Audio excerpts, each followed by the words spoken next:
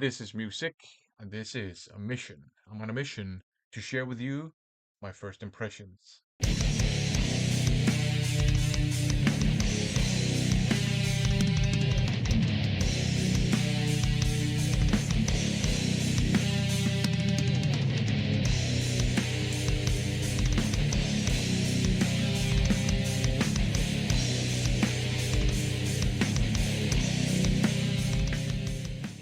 Welcome to another first impressions video. In these videos, I share with you my first impressions of the many blind buys I've picked up lately. I have a good stack of CDs to talk about this time, and a bunch of them are by the same artist.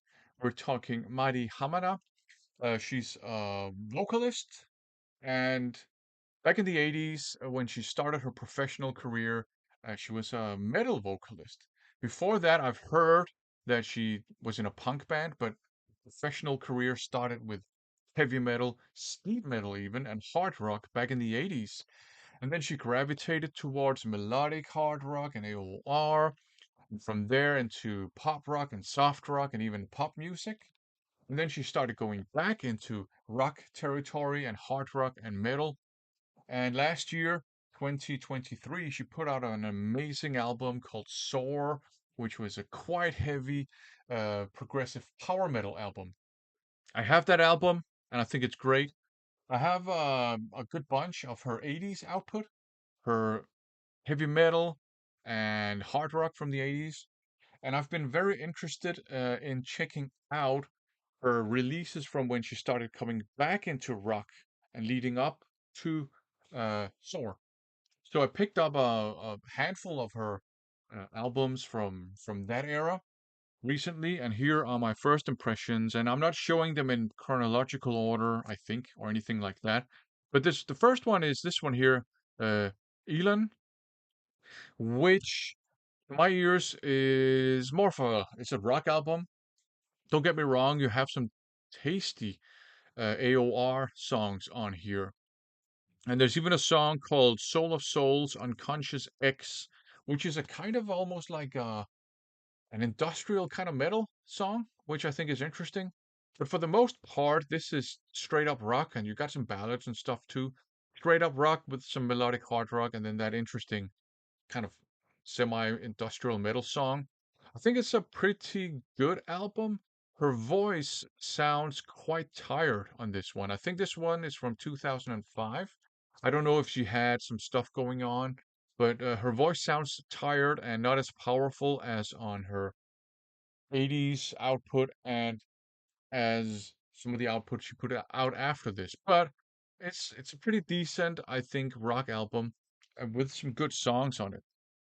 Then there's this one here, Mission.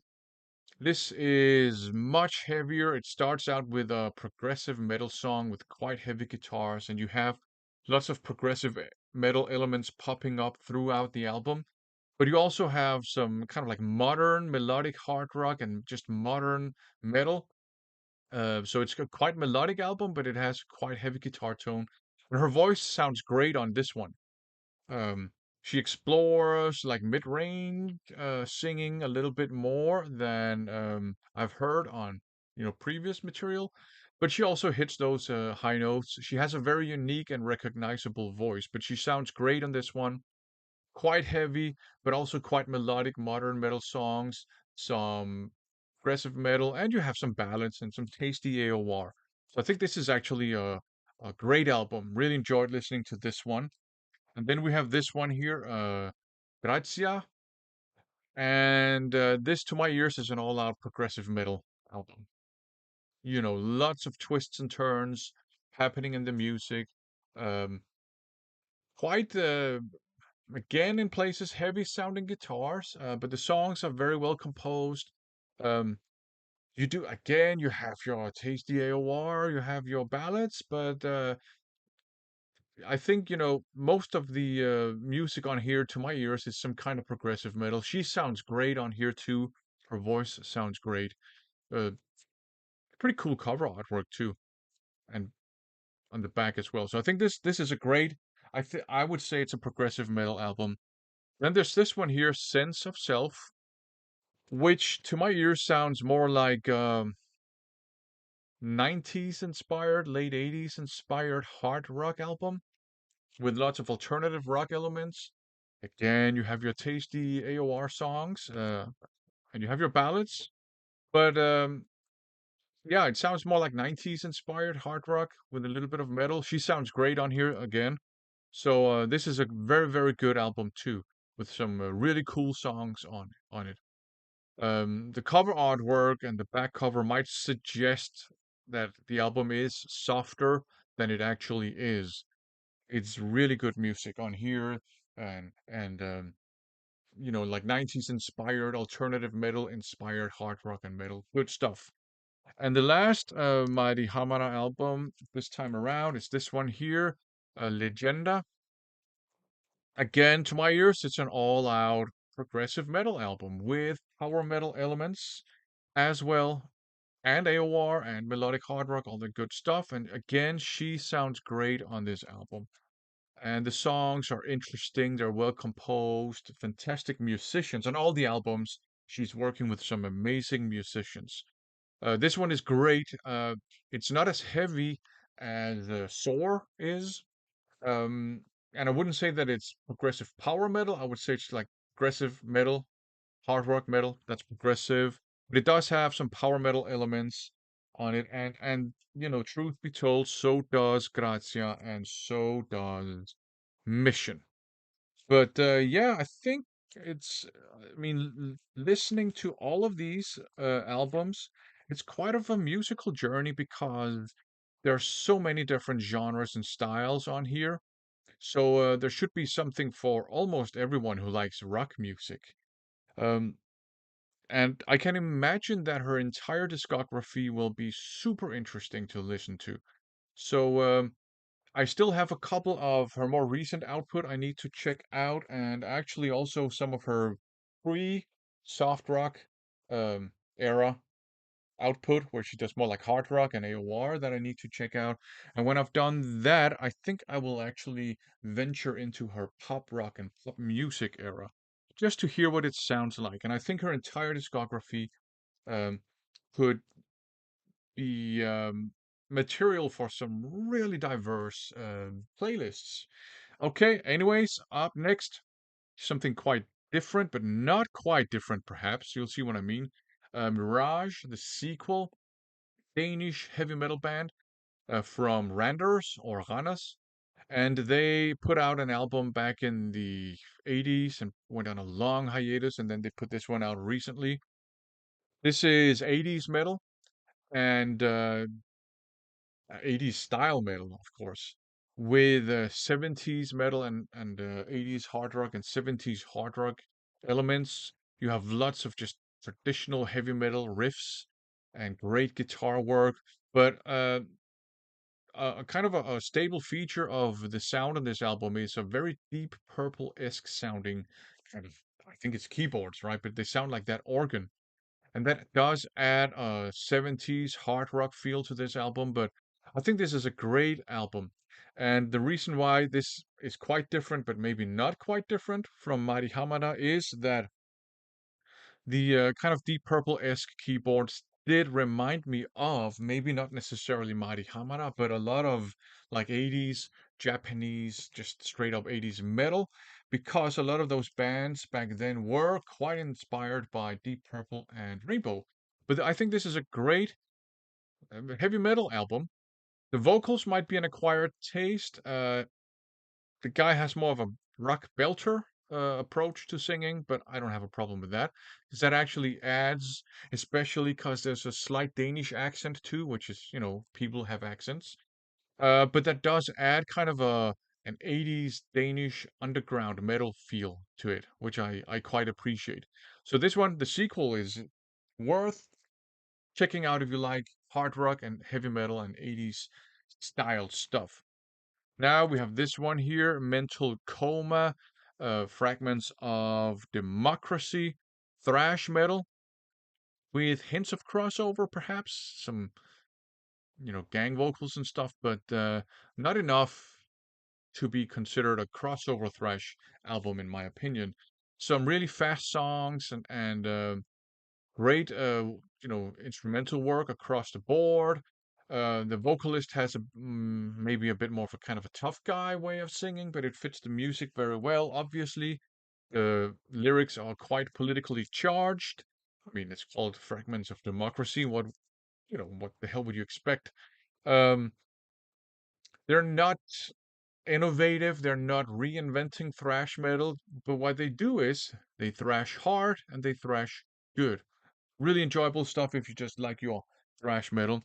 And we have more thrash metal. This one here, Mourner, and this one is called Welcome to My House and Rehearsal Tape 86.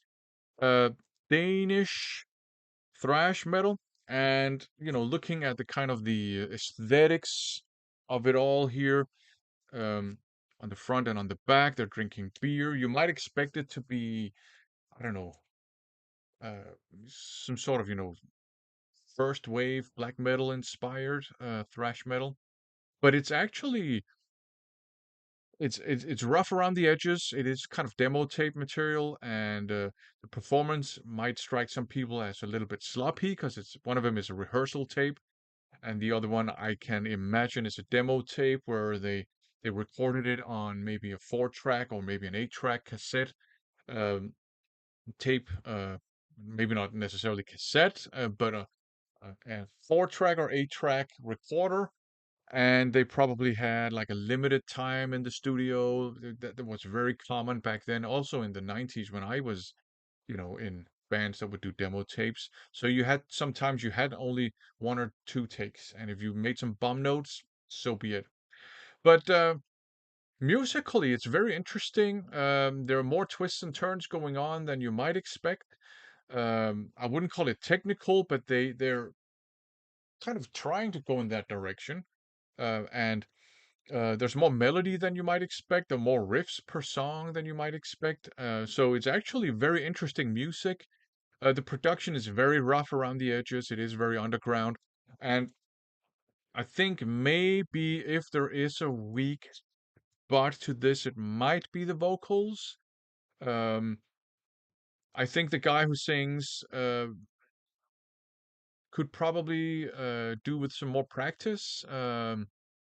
Just working with his voice, but it's underground and it's cool and it's I like listening to this. I will say if you like your underground 80s thrash metal and if you don't mind a dirty production, um and you don't like some more kind of complex-ish music, check this one out. I really enjoyed listening to it. That's for sure.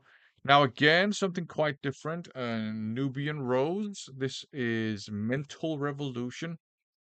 Swedish hard rock, modern hard rock, uh, which the Swedes do so well. So it's quite melodic, but more heavy. At least to me, it was heavier than I expected. I hadn't heard this one before. I've heard their other. I think they put out 3 albums. I think they put one out recently, but they have like this one here and then another one. I think they put out before this one. Um, and I've heard the other one, so I didn't expect this to be as heavy in places as it was. But other than that, it's like tasty, melodic, Swedish hard rock. And I think her name is, I think it's Sophia Lilja. I think that's the vocalist's name. Or maybe Lilja Sophia, one of those two. I quite like her voice. She has a quite powerful voice, a very rock music friendly voice, kind of belting, but obviously I think she's had more, voice training. She's got a lot of control over her voice, but great singer, great rock singer, and there's just nothing new under the sun on this one. But if you do like your solid, high quality, tasty hard rock, melodic hard rock, heavier hard rock, and modern hard rock, this is worth checking out. I quite like it. Now, blast, Twisted Reality by Prophecy, back to the world of thrash metal. Um, just like Mental Coma, these guys don't innovate anything. They don't reinvent the genre, but they thrash hard and they thrash good. I know it's thrash. Well, is the adverb. Come on, humor me. Yeah. Anyways, it's solid thrash metal. Nothing new under the sun. Lots of, I would say, kind of Testament-esque riffs, and fast drums, pretty good vocals, solid vocals, and just fast songs, and just good stuff if you like your thrash metal. But don't expect it to be like groundbreaking or anything like that. I quite enjoyed this, as you can imagine. So there you go. Quite interesting bunch of first impressions to me, at least. Do check them out and see what you think. Thanks for watching.